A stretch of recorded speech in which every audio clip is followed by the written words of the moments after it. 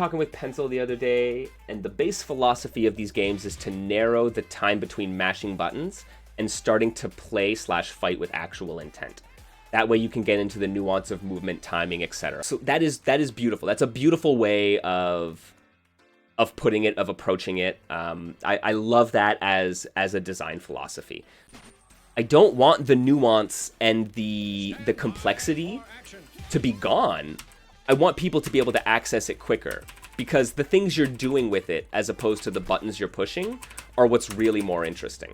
Yeah, the starting complexity of a lot of classic 6-button fighters, this versus game, makes it harder for newcomers to get into the action with intent.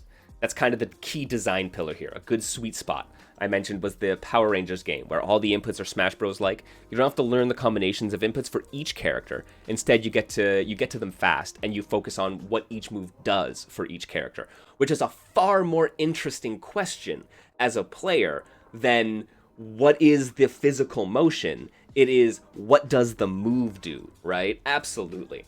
I think that is a key, like you said, it's a key design pillar that I truly appreciate. And I think it's something that goes understated how important that is for even just teaching your players about the game, right? It's like, you don't need the complex motions to even get into a 6-button fighter.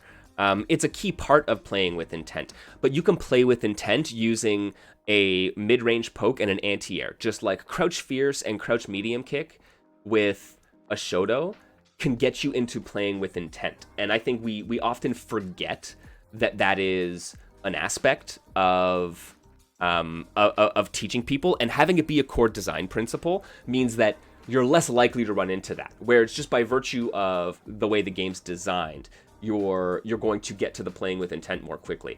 But even as a how do we tutorialize our players, it's worth thinking about what matters in the interplays and getting them to play with intent in those things. The physical execution of doing a quarter circle forward or a dragon punch motion can come with time, but if you can get the action of anti-airing and about hitting at mid-range and keeping someone out of your space, that is playing with intent right away. So there are different ways we can get to that. But yes, the something, the mechanical version of time to Hadouken. Yeah, 100%. That is great. We were talking, KO Boss was talking earlier on in chat about how much they appreciate the lack of downtime between matches in Stick Fighter. And yeah, it's part of the time to Hadouken, right? That's something that ARF Games very clearly prizes. And it shows up in your games and in your design practices.